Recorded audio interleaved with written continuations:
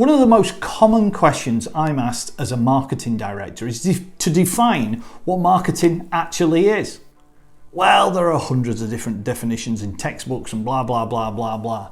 But for me, it's about using the right channel to put the right message in front of the right people.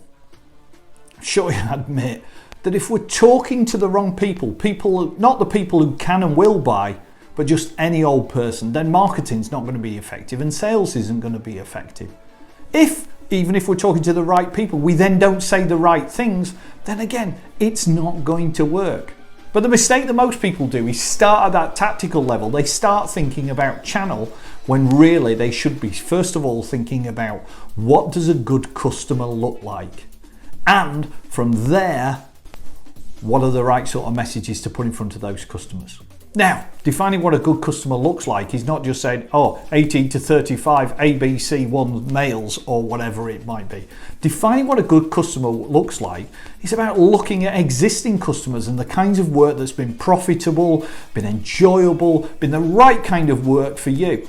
I did some work recently and just spent some time on the phone with a guy who does some consulting around production processes and process improvement.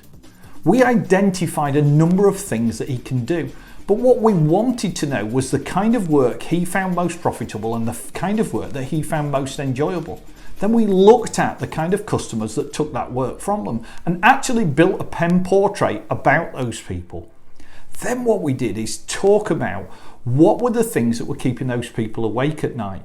What are the problems? What are the challenges that they had? In his case, he felt that these people had production processes that were running pretty good, but they felt that they could do better.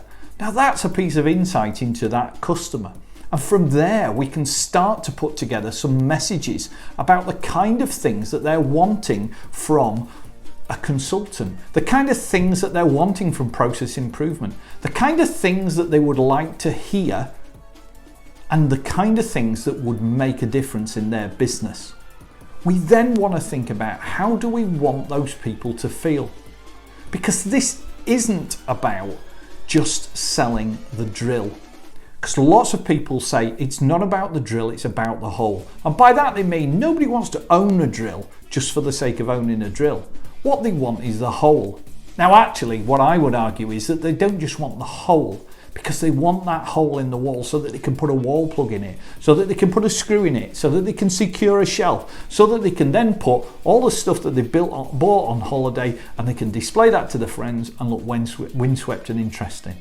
That's what marketing's about. Understanding what motivates that person and understanding what will get them excited. So when you're talking to your customers, don't talk about what you can do, because that's the drill.